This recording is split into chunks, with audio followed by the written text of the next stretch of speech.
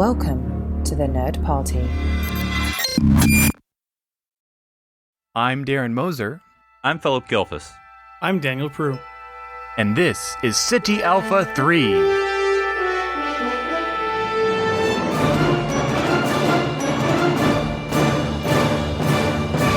Hello, everyone, and welcome to Ceti Alpha 3, a Star Trek podcast here on the Nerd Party Network. I'm your host, Daniel Prue, and joined as always are my Star Trek compatriots, Philip and Darren. Guys, listen, I have been out of off the grid, as it were, unfortunately, not by choice, but by circumstance, for the past week and a half or so. I am, in fact, just now rejoining the world by reconnecting to the internet. It's fantastic, but I want to know, first of all, I'm assuming nothing bad happened, but Captain Pike died. So. Oh my god! No, I'm kidding. Nothing. Terrible timing. Nothing happened. And also, how was your week, guys? How was everything going for you guys? Yeah, I'm trying to think Star Trek stuff. I can tell you a bunch of Doctor Who stuff. But Star Trek stuff, I mean, I've been doing a lot with my Star Trek club that I'm in. So I don't know if I've ever pimped it out, but if anyone's ever interested in joining a Star Trek fan club, sfi.org, Starfleet International, I recommend it. Find a local chapter near you or join an online chapter. There, I've done my plug. But my chapter, USS Merlin, been doing stuff with that. And I did finish reading, this is maybe about a week ago, but still I don't think I've discussed it yet. I finished reading the novelization of Star Trek V. Okay. Okay, so end thoughts here, like a bit overview. Give us an overview. What's the difference, the big differences and stuff like that? I will say like 90% of it is just, it's the movie. I mean, of course it is, but like, it's just like someone watched the movie and wrote it, you know? So it's about 90% like, okay, didn't do much work. But I will say, it is worth checking out if, buy at a used bookstore for like $1 or something, or your local library. It is worth checking out. It gives Sybok a lot more background so you can understand why he's doing what he's doing and the relationship between him and Spock. And it makes, hand quotes, it all makes sense. Like, why doesn't he know? And how did he not grow up? I mean, of course, Michael is not mentioned. So, I don't know what to do with that. But stay tuned for Strange New Worlds, apparently. Spoilers. And then the second thing is you get to spend a little more time with the three ambassadors, if you remember them. David Warner, RIP. But you get a little bit more from them. So, other than that, there's nothing more for every other character. It's pretty much what you see on screen. I mean, you do get a slight more about where Kirk is coming from. But it made me think, and this is a whole other episode, so I won't dwell on it. It made me want to question, in a good way, to explore, why is the Enterprise wrecked? Or why is it the Enterprise A so like a piece of crap? Why? What is that, the point of that in the story? Why would you even introduce that concept? And there's a theory you can go with it, but it just made me want to explore that more. Like, you're writing Star Trek V, you had the Enterprise A. Why did you just have like a great starship? And why do you have to be like, it's a piece of crap and we gotta lemon, So I don't know. But anyway, overall, I would say it's worth checking out. If don't invest a life savings into it. Wait, is the I don't know if it's canon or not, but the reason, is it not because it was a different ship that was retrofitted onto to be the Enterprise? Is that what it was in the novelization or no? No. Oh, okay. Yeah, okay. I don't know. It's because what the novel does, as you would suspect it was, you have Kirk not seeing it as his Enterprise at the beginning, and then throughout the movie book, you see him then, it's now Well, it Enterprise. looks exactly the same. It's almost like they used the same models, man. Now, maybe you should not be so picky. So my question, I guess, is, actually, you just mentioned offhandedly about Sybok. Is that, was there some sort of rumors or confirmation or casting news or something? I must have missed it. You haven't seen, do watch the rest of Strange New Worlds. Oh, okay. That's all I'll say. Okay. All right, we'll talk about it then, I guess. Yes. Whenever I catch up on Stranger Worlds, which I do intend on doing. But Darren, what about you? Anything going on in your neck of the woods? Yeah, I've been doing a lot of audiobooks. So I finally finished The Antares Maelstrom, which is a book set in the TOS time, probably plucked only from that line from Khan when he says, "I'll chase him around perdition's flame in the Antares Maelstrom." And it's like, you know what? What if that was an actual place and we could tell a story about it? And that's how Rogue One was born. I know it kind of. I know it feels very Star Wars, right? Yeah, like the one guy. But no, it's a really good story. It's basically this space phenomenon, and on the other side of it is a planet that's having like kind of like a gold rush, and so a lot of people are trying to get there. So the main crew kind of splits up into different groups. So you have a station on one side that's like the last port before you go around the maelstrom or through the maelstrom, and then you have Kirk on the Enterprise trying to get there to help, because you have this boom town that is like severely underfunded, underused, not underused, but basically imagine a boom town. So it's all of a sudden the population quadruples and they don't have the power, they don't have the resources, they don't have everything. So we're trying to help them out. But it's really well told story. I enjoy these, it's nice because it's not trying to be like, well, in canon, this happened and this. It's like, no, it's just another. It's like those pocket novel books that you would get. That's another story of Star Trek, and that's all it needs to be, and is all it's trying to be. It's not trying to connect with anything. It's not trying to. It doesn't set anything up or pay. It might reference some other things, but not really. It just, they might mention, the Horta. Because that's happened. So it's set after the 3-year mission or 3 of the 5 years. But then I started, this one's on the other end of the spectrum, a completely interconnected, intercut. I started the first of the 3 Coda books, which apparently I think are like wrapping up the novel verse, yes. Kind of, because in Star Trek novels right now, you kind of are seeing a split where for a long time you had the novel verse basically, which was telling new tales of Kirk and Picard or actually mostly it was Picard and Sisko, and it was continuing all these stories from the Berman era. And then you would start to get these newer books that were like the companion pieces to like Discovery and stuff like that, and now you're getting where the other shoe is dropping, and now you're having Picard tied into the Picard series, which follows the TV canon, not the book canon, which is very different. So anyway, this, from what I've understood, is like a time jumping, temporal, cool interaction 3-book mega wrap up. I guess. I don't know if they're saying we're not continuing the storyline after that, but it's kind of the vibe we're getting. Well, it makes sense.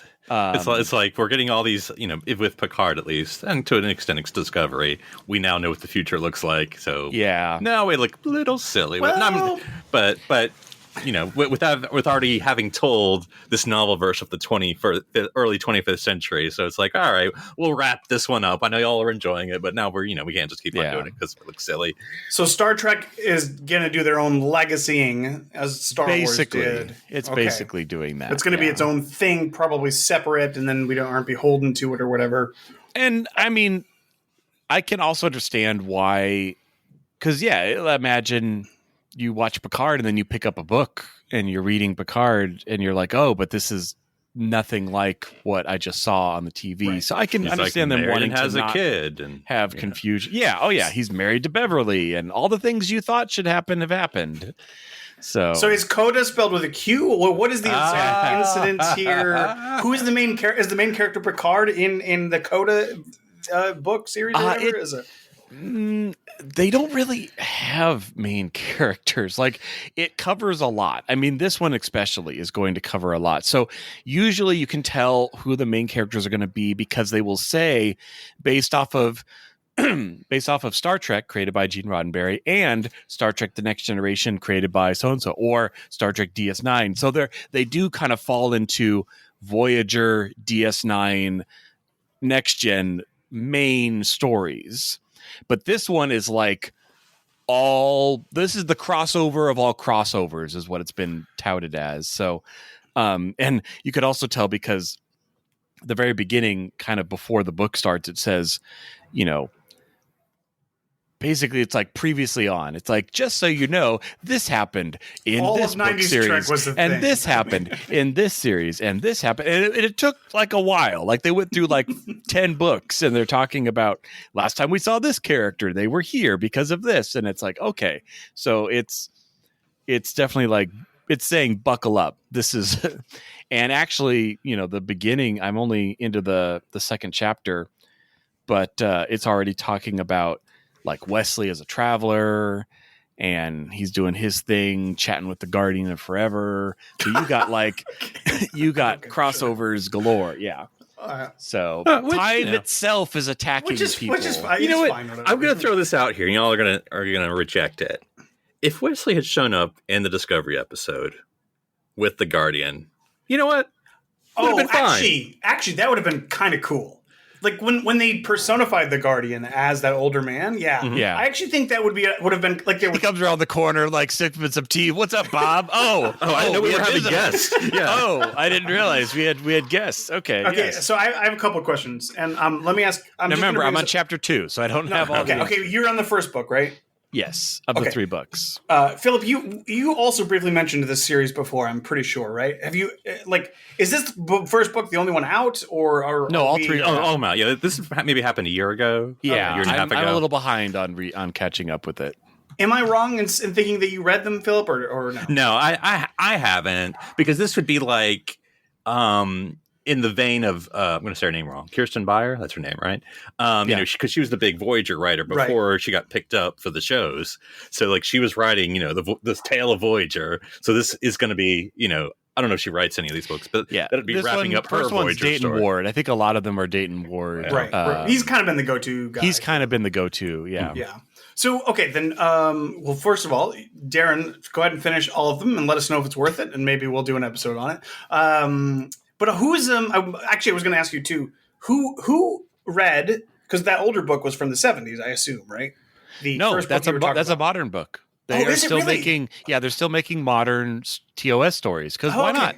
Okay, that was more modern. Yeah, because I always feel like because not that I work for Star Trek books, whoever, but it's always like we're gonna have X books this year, Y books. Yeah, we've done too much TNG, now we're doing Void. It's all how they want to do the market. Yeah, so that book came out in 2019. Okay. My questions were who's reading those books? Who read the TOS book and who's reading Coda? It's almost always Robert Perkoff. He's like the go-to guy, at least for Audible. He's like their go-to guy for Star Trek. So is he good? I've never read. I don't think I've he's ever very listened good. To. Okay, he's very good. Yeah. Cool. Well, let us know. Maybe part 1 we can do a little mini review, and you can tell us what you thought without any spoilers. And then if you love it, we can all Star Trek Book Club. Star Trek Book Club. Yeah, that'd be fun. I don't know. Star Trek 5, The Final Frontier. Almost a hard to beat. Literary trek. Oh wait, we can't say that. Oh, no. TM. Copyright. Scratch that from the record. Well, all right. To bring it back to a little bit more a serious tone here, unfortunately. Of course, we learned this week that we lost our dear Nichelle Nichols. Of course, she was a ripe young age of, what was it, 93, I think was what I had read, or I could be wrong about that, but she lived a full life. And I do want to just to let the listeners know, because I looked it up. She was 89. 89. Okay. We had actually just a year and a month, we talked extensively, of course, about Nichelle's life and everything when we reviewed the documentary that she was a part of. Well, that wasn't a part of. She was focused on her, called Women in Motion, and she, of course, was only on Paramount Plus. That's right. That's right. A tremendous woman. And the only woman, in TOS. Not the only woman in TOS, but of the main cast. Yeah. So of course, we're gonna recognize her now and her loss, and which is a huge deal to Star Trek. So, what do you guys think? I mean, we had known she'd been in poor health for a while. I think it's not a shock, of course, but it's always. When she had moved into a conservatorship, which was concerning. Yeah, it was. And for those who want to listen to our discussion on Women in Motion, that would be Ceti Alpha 3, episode 222. Nice round number there. Yeah.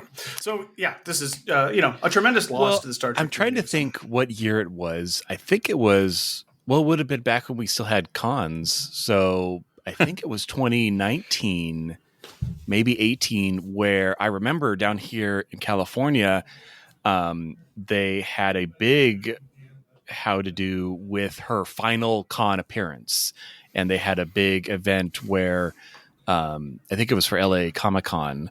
And it was touted like they had a lot more Trek programming than they normally would. And she was kind of the big capstone to all of that because, like you said, she was kind of starting to decline in health and wasn't going to be doing con attendance anymore. But yeah, I remember that and all the fun events we got to do. Yeah, and I think the story of Nichelle, I think is two things. One, and I've seen it on Twitter. Where else am I going to see it? I suppose, but I've seen it on Twitter. How seems obvious, but worth still saying because it's true. The role she played for Black women, both in her time on Star Trek in the early, in the 60s, but then that legacy. And I mean, the obvious examples of like Whoopi Goldberg, that's how what made her go. But you could go on and on. I'm sure she's had women come up to her through her whole life saying, "I saw you, the first Black woman in a professional role on TV," and I mean that was the pioneering role that obviously you can never say too much about. But I think the second, without repeating what we said a year ago, because I didn't know it, but just because I'm stupid. I mean, I almost think that her role with NASA is probably almost outshines what she did on Star Trek. Or at least on par. Yeah. I mean, the fact that she, and again, go back and listen or go watch the documentary. I mean, not to put it all in her lap, but significantly in her lap of recruiting African Americans in this country to join NASA, which was not happening because, for many, many reasons. And also, not just solely African Americans, other minorities too, and women, in this sort of white male military club of NASA and opening it up to non-military and opening it up to everyone. But she was the one who was literally cheerleading. I don't mean that in a belittling term, cheerleading this and took on this mantle, which she didn't have to take on. She's an entertainer, other things to do with her time. But I mean, so that's the legacy, which again, I won't repeat myself, but yeah, those two things, obviously you can't say enough. And, it's almost invisible, like, oh, look at, we're in the 21st century. But I mean, this started in the 66 and it's been a long, long, hard road for her that she did. Yeah. I was thinking about that earlier too, like kind of contrasting her influence in Star Trek versus her influence in NASA. And like, they feel similar in a lot of ways, but of course, like Star Trek felt like a big pop culture relevancy moment, which she took to a much more personal level because she was like on the phone with people and like literally canvassing for people of color to get into NASA. Like she was like doing groundwork. It wasn't just, like and both of those things are important. Both of the things are super important. And it's like it wasn't like you said, like she's an entertainer. Like she was a singer, and an actor outside of Star Trek before she got her Star Trek role. But then she, embraced it. And then 20 years later, here she is trying to get people to go up into, the space shuttle. I'm like, what a tremendous legacy. Like she seemed like just a remarkable woman, just a super sweet, super kind, super awesome person just pushing forward. So I just, of course it's a huge, huge blow to Star Trek in general. And we will have to honor her memory whenever we can, but. Mm-hmm. And I mean, of course, she still lives on with, I'm great at the actress's name, Celia, who currently portrays Cadet Uhura on Strange New Worlds. So we can still see Uhura in, Strange New Worlds season 2 coming whenever. Yeah, that was. Go ahead, Darren. Go ahead. No, I was going to also say, when you were talking about, canvassing for NASA, I mean, it made me think back to, that kind of that Right Stuff era where that's what all the astronauts did. Like they were the ones who were going out and they'd have town hall meetings and all these things to, drum up support and interest in the space program. And it wasn't really, I think, until Nichelle again did that exact same thing that you had a new wave of people showing interest.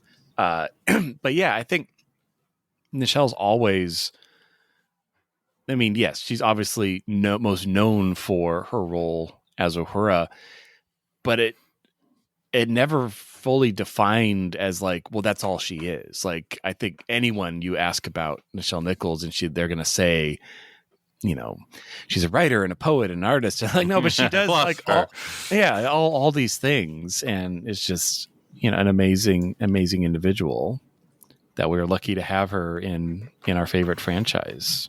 And very big. I mean, I don't have the numbers or anything, but just from what little I know, very big in the cons, and not all the TOS folks are, for various reasons. But I mean, like she's you'll find her at a con, in the past 40 years, 50 years, however long it's been, she was always there with the fans. Yeah. So obviously, a tremendous loss. And I've seen so many memes recently, like now, like they do this cutesy thing where it's like they're all on the bridge, whatever. Which is fine. People grieve in their own way and stuff like that.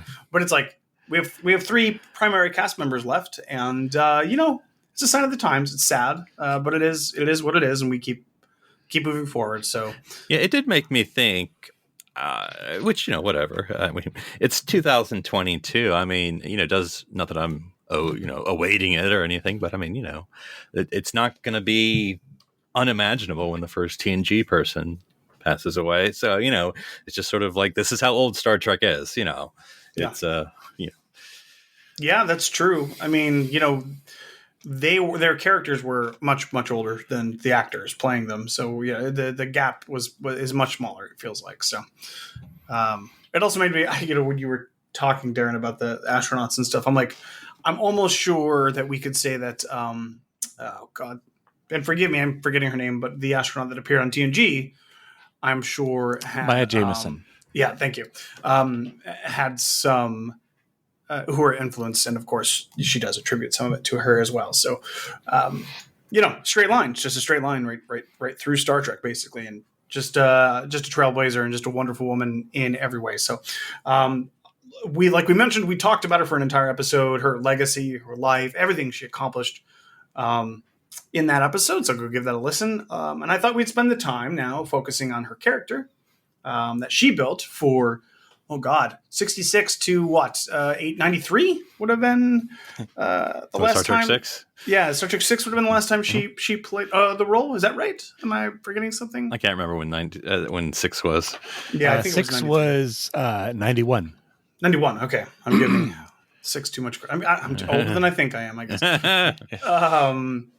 But yeah, she played the role for 35 years, whatever that math works out to be.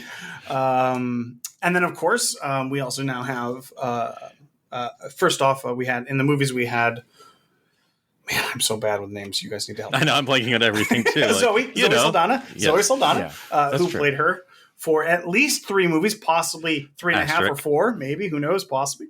And at the time of this recording. I'm sure it'll come out next month. And then, of course, the wonderful actress now who's playing her currently. And like I said, I'm behind in Strange New Worlds. So the last episode that I watched was the Uhura-focused episode where she did fantastically. I thought it was great. But we'll get to that. But first, let's focus on Lieutenant Uhura as portrayed by Nichelle herself. And just chat about her character, chat about what aspects of her that we liked. We can talk about the Klingon dictionary thing if we want, Philip, since you brought it up earlier. And then just for the record, just because I brought it up, and she does have her name phonetically, which helps. It's Celia Gooding is who plays her on Strange New Worlds. Okay. All right. And we'll talk about and also her apprentice in Star Trek, the animated series. Yes, there is an animated series. Well, not only did she play Uhura, Uhura, that's right. She played every other female character. No, I kid. But you kid, but not really. but also mostly. Yeah, her and Jimmy doing God's work there. Yeah. So, what do you guys think about just Uhura as a character, specifically originally played? It's one of those, and again, I doubt I'm saying anything new, but as with all of TOS, and we can talk about the movies too, but there's sort of the myth of TOS, the stereotype, that's a better word, stereotype of TOS, and then when you actually watch it. Now, the stereotype is not far off, because it's like Uhura handling frequencies open, sir. I mean, it's not true that she didn't have a lot. I'm not trying to like give them more credit. That I mean, she was there. Like, that's like, unfortunately, that was a lot in 1966. She was there. That was almost, what. But anyway, but I think when you do watch some of those episodes, she does. She sings. She does have a character to her, but also more than that, that she's actually competent. I mean, I'm sure everyone has been watching this part over and over again. When she's having to repair her communication station and Spock's under there with her and says, I trust you. You're the most competent person. Not something you probably heard in 1967, a lot, unfortunately. So, but I mean, let's get Crewman Kyle up here to fix that. Obviously, you can't do it. Kyle? It's like, no, obviously not. Well, yeah, and I'm looking, I was trying to remember which episode, but the Lorelei signal is the one where she sits in the center chair and she is in command because all the men are incapacitated. And so it's like, is that the love potion one? No, no, I don't think so. That's a different one. All right. This is just, I'm trying to remember what was the, I'm going to say horrible, not as good TNG episode with all the women in, it's the women in charge planet. But anyway, that's the Lorelei signal. It's the women in charge planet. Oh, Alf Angel 1. Angel 1, there you go. Yes. Which I don't mean to be like women in charge. I don't mean to say it's not a great episode. The way it's written, it's written like that. It's like by people who couldn't conceive of an actual world. I mean, it's like it's better than the Orville did it better in their episode. So that was a recent episode. You're right. Yeah, it's better than the Africans in charge planet. Like, we're all right, guys. All right, let's just not. Maybe we should. Season 1 TNG, guys. Love to hate it. I like that you have the instinct, but let's think about the execution. Let's not. Anyway, but and then there's another part. Even because it's probably a fairly early episode, Mirror. I mean, production wise. Because it's not like season 3 or anything. I mean, she's kind of action woman in that one, where she basically has to fool Sulu and, hands off me, mister, and pulls her knife at him. I mean, that's, again, action woman. Yeah, and then, of course, like you briefly mentioned the movie version of Uhura as well. A little different, but she gets a lot of good moments in the movies. I just, the way she kind of pulls, and of course, like you mentioned earlier, Philip, the Klingon thing, which is kind of her version of Scotty bumping his head. I know every bit of this Enterprise, and it's for the yucks, it's for the this is funny, and doesn't necessarily reflect well on the character. So, right. So I mean, again, as much as we love Star Trek 6, like it's a moment where she's like, "Why is Uhura reading books?" Right. To understand Klingon. And I just looked it up. Mirror was the 4th episode of season 2. Okay. Yeah. Well, to be fair, she had to relearn everything. Like she forgot how to read. That's good. Nomad. Yeah. Wiped her brain. Yeah. So she learned it so well. Yeah. Yeah. The next that's episode, a really good point. Totally fine. Yeah. We invented the reset button. Yeah. But and then And then I'm trying to reflect whether it's better or worse, the Klingon translation part in Star Trek Into Darkness, whether that is better or not. Because, I mean, then you have Uhura standing. This is, of course, this is, how would I phrase this? J.J. Abrams, Alex Kurtzman movies, Uhura, Zoe. It's a moment. I think it's given because, I mean, I always told, and I don't know if this is true. I'm always told JJ he works in scenes. So this is a scene. The scene is Uhura standing up and being like, "I can do this, Captain," and she does it. And being fairly intimidated by this. I don't know, however tall they're supposed to be. 6'5" Klingon or whatever. That was the start of the purple Klingons. I think. Yeah. That was, So it's. I mean, for the character, that's what we're talking about. It was a good moment. Overall. Yeah. She also, I mean, she, even though I think in a lot of ways in 2009, the biggest thing for Star Trek fans was the relationship with Spock, just because it was kind of like, of course, going back now, you can kind of see what they were doing, but it still felt weird. it still felt weird. I It think cuts in a lot of both ways because it's like in one way we're just defining her as Spock's boyfriend, and that's like no, that doesn't.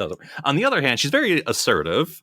Right. I mean, that's No, I'm good. assigned to the Enterprise. Yeah, Yeah, it's clear that she's like the In charge. the assertive, like dominant Yeah. one in the relationship, which is fine. That's fine, dude. You know, whatever.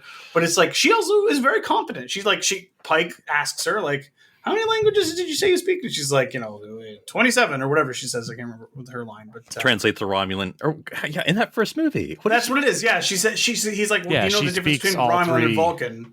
Yeah, Yeah, and she's like, I know Romulan all three dialects, and it's like That's right. He calls out his other communications officer on the bridge, and he's I think it was a woman. She's like, I don't know if I can distinguish between Vulcan and Romulan. That's what she said. That's what she said. And then Uhura's like mic dropping her knowledge. I'm a cadet, but I could do it right now. Let's go blindfolded. Let's go.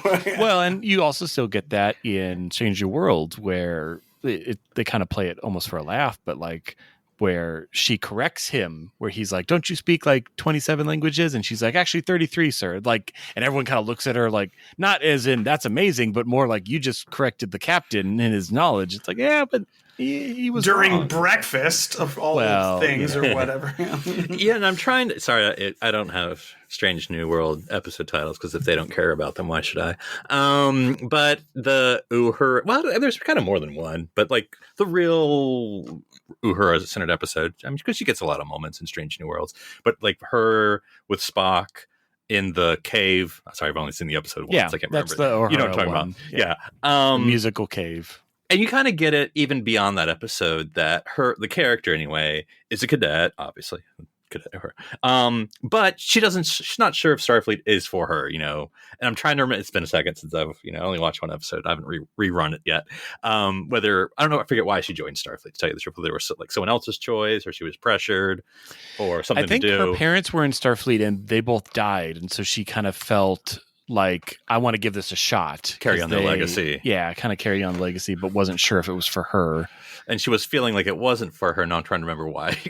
Sorry. Well, one, because she's not really feeling she's up for it. There's a lot of stuff going on. And then I think it's from the chief engineer where she kind of gets the final push to stay.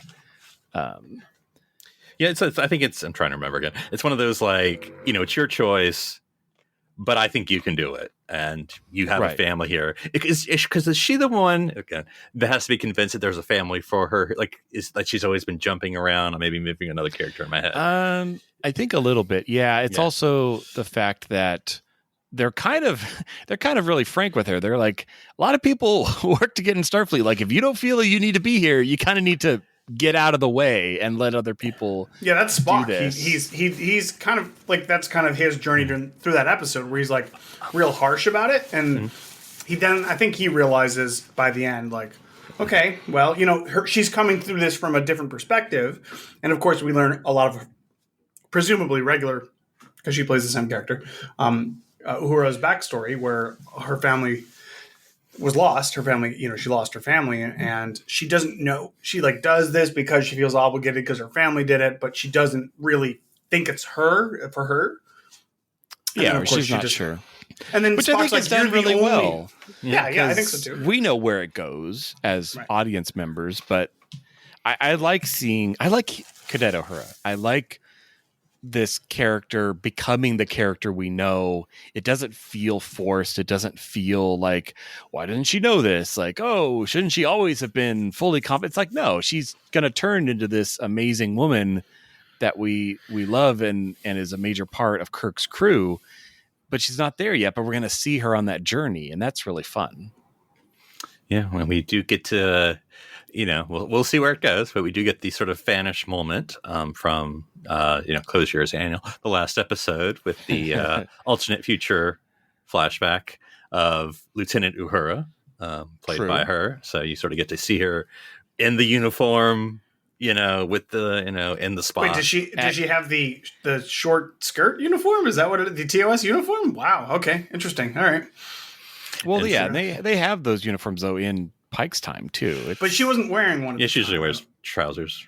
Yeah, which That's is fine. true. Whatever. That's fine. true. Everybody can wear whatever they want. We discussed this in TNG. We've We need established more that. guys in scants. That's right. I need- That's we right. need Why more of not? that.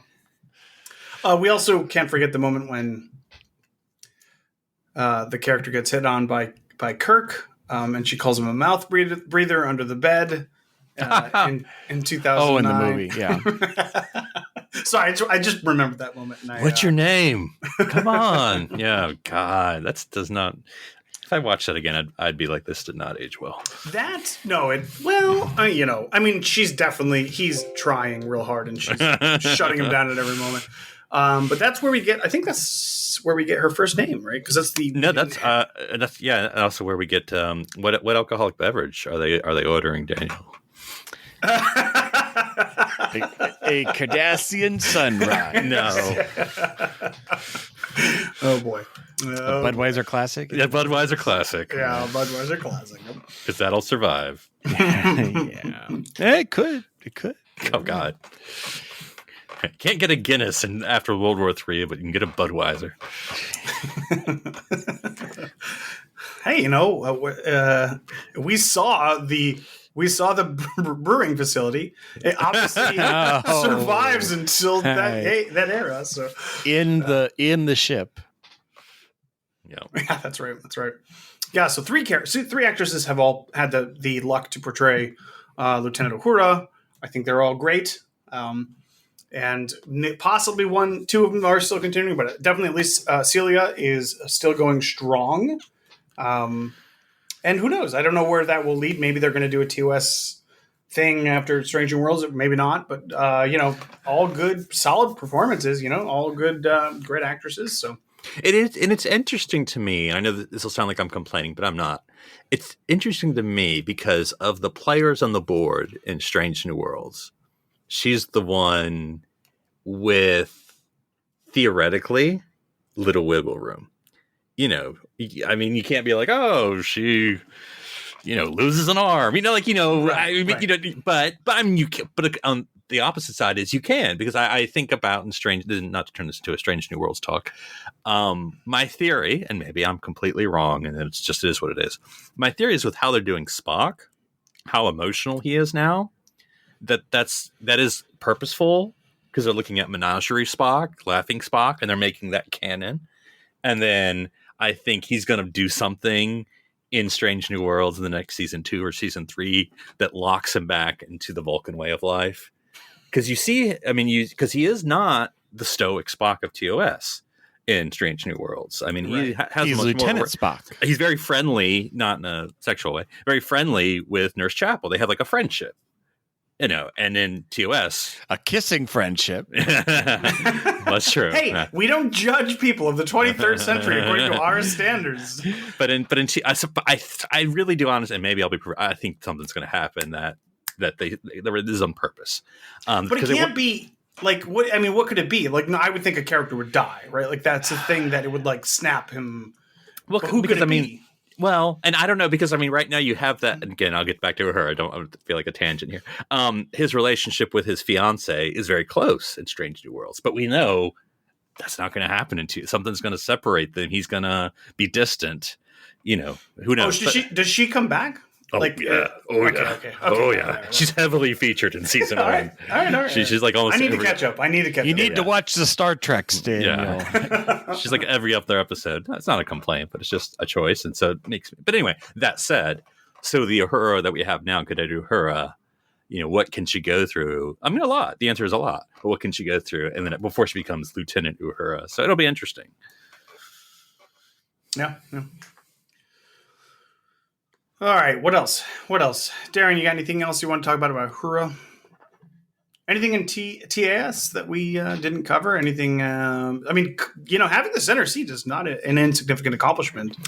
Well, here's. If Darren's giving a second to think, any idea how she ended up? Because we don't have an answer. There is no answer. No. We have Commander Uhura at the end of Star Trek 6, so no idea what happened. And you have Captain Uhura, noted in Picard. In Picard, when they're at the Starfleet place, Probably Starfleet headquarters. Big empty lobby. Starfleet Place. Otherwise known as the LA Convention Center. But Is that season 1 or season 2? This is season 1, not in the time travel one. So this is when he has the visitor So badge. they have those light up plaques in the back that have like certain ships on them. There is a ship and it has Captain Nyota Uhura on it. So people are saying that. Do you know what the ship name is? Oh, not off the top of my head, but it was like kind of looks like a kind of like the Shenzhou, but no, it's like an Akira class, similar.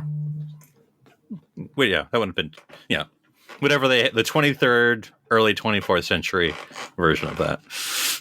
Okay, the USS, and I guess I'm going to pronounce this wrong, but the USS Leon de Grance, which from 2301 to 2305. 5-year mission, blah, blah, blah, blah. First contact, blah, blah, blah, blah, blah. Academy training ship, blah, blah, blah. It just sounds like, okay. Retired.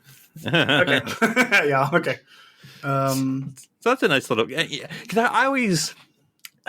And I don't have the answer. But it's interesting, though, how Star Trek will often be like, everybody is at a captain at some point. Geordi was a captain at some point. I'm like, really? Like, Geordi? Like, why? Why should Geordi be a captain? Like, O'Brien got a captain. Like, is that the pinnacle? It really is for a lot of people. O'Brien didn't. We did Esri got a captainship. Yeah. We did see Geordi on screen as a captain, so that's fair. I agree with you. I totally agree with you. Captaincy should not be the end all be all. Captaincy should be for a select few people who just, it's like, upper management, like who like that sort of thing. And, I don't think it should be everyone. I agree. Should be a pyramid. Yeah, exactly. He's the CEO of this starship. No, that doesn't work. Not to say that, not to take anything away from the Uhura character. That's fine. Like, I'm fine if she becomes a captain. But I agree, not every character has to become a captain. I was just going to say, at least she's in Command Red, and then I remembered, wait, that wasn't it. In fact, I don't know. Technically, in the series, well, in the TOS, she was in operations. Yes, Red, because that was the same as engineering. Right. Correct me if I'm wrong, please. Well, yes, Red was sort of the yellow of TNG. Right, it's like a million things. Yes. It's operations, everything, it's security, other than science, it's engineering. And so she was that. And then, of course, for some reason, memory is that little thingy. Sorry, whatever you call that, over the shoulder thing in the Monster Maroon. The cord, blue. Yeah. Am I saying that purple? No, pink? It was the collars. The collars were different colors. That was in the it. Monster Maroon. But she was like a light blue, purple, pink. It's like they had a whole purple bunch. Yeah. It wasn't white and it wasn't blue. No, it was white somewhere is in between. Command, or captaincy. Yeah, but anyway, I forgot that we had Uhura in Lower Decks as well, even though it was just a sampling of all her clips. Oh, that's true. Yeah, I was like, she was TOS. She was, yeah. But all that to say, so I have no problem with people get promoted to captain. Scotty was captain. I just like command. That's I guess that's where it's fine. Like you said, we don't have a problem with it.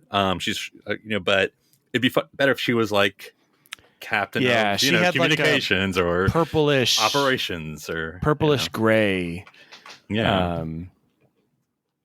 Or, why not give her some, like, have her, retire from Starfleet and this is not an Uhura specific thing, but just like go do something else in the universe. There's like a wild, vast universe. You could literally do anything. Go teach, Earth as a second planet to, these Glavorpians on Glavorpia 4 or whatever. Like, do something interesting. Something. This is way too fanish, I know, but I'm still going to propose it. It would have been... Oh, shoot, never mind. Sorry, wrong time period. I was going to say it'd be funny if the Language Institute where Hoshi taught was named after her, but of course that doesn't make any sense. That's backwards. Yeah, sorry. Maybe Uhura teaches the institute named after Hoshi. There, fixed it. Boom, done.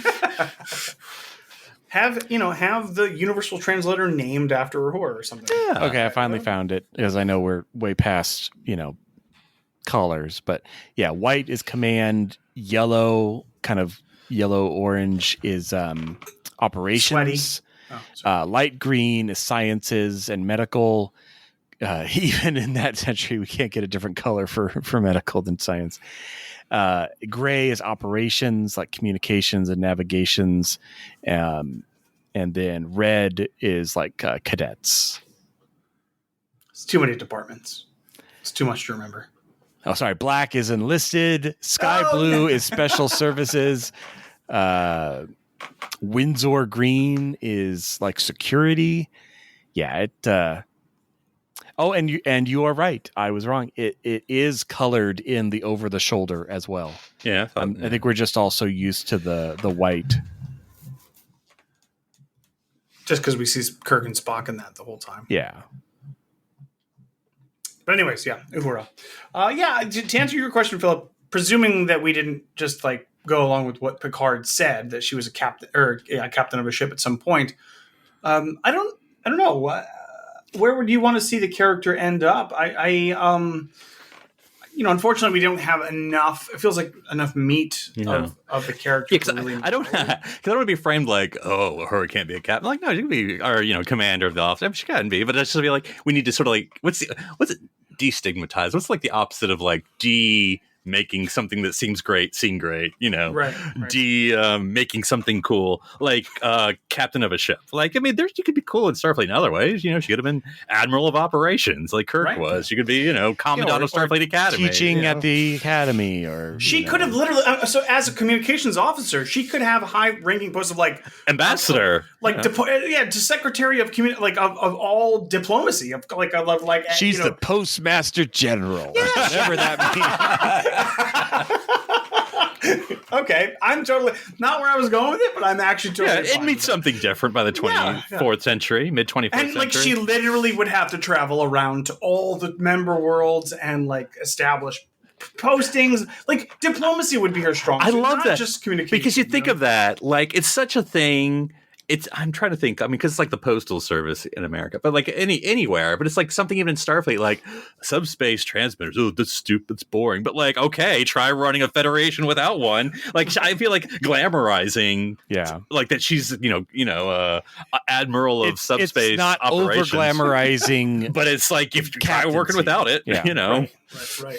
Yeah, no, that's a great posting for her. It wouldn't be necessarily a pioneer at that time, but it would be like it wouldn't be like the groundwork layer, but it would be like the infrastructure builder of that society. Like she would have been in charge of oh, this is a new planet we discovered. Now we have to establish relations, and what are we going to do there? Some sort of political sort of something or other. Like she's good with people. She's good with communication. She cuts through the BS, all that sort of stuff. Yeah, give her that kind of a job. She doesn't have to be a captain. She could be better than a captain. She's literally better than a captain. She's Commodore. An empire. Commodore Uhura. There we go. Let's do it. She's an empire builder. Let's go. All right. Any closing thoughts on Uhura? And of course, we're going to close out here with thoughts of Nichelle. Tremendous loss to the Star Trek community, but I think Uhura is a great character that seems to be enduring and enduring through time. So I'm very excited to see how they work her in Strange New Worlds. But cannot be overstated that we have lost. We have experienced a big loss here in Star Trek. So what do you guys think?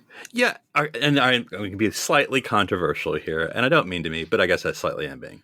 I think at the end of the day, all the TOS actors, when they, even those who are still living, when they all pass away, I think, and again, I'm not trying to everyone's life has value, trying to make one more than the other. But at the end of the day, I think it's Nimoy and Nichelle.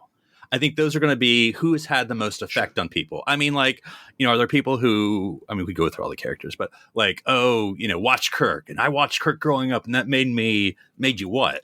I don't know. And maybe it made people do stuff. I don't know. But I saw Spock, and it taught me how to, deal with being two identities, or taught me how to deal with my issues, or taught me how to feel emotions, or, et cetera, et cetera, et cetera. I saw Nichelle. It made me think, hey, she's doing that job. I could do that job because I see myself represented in some way.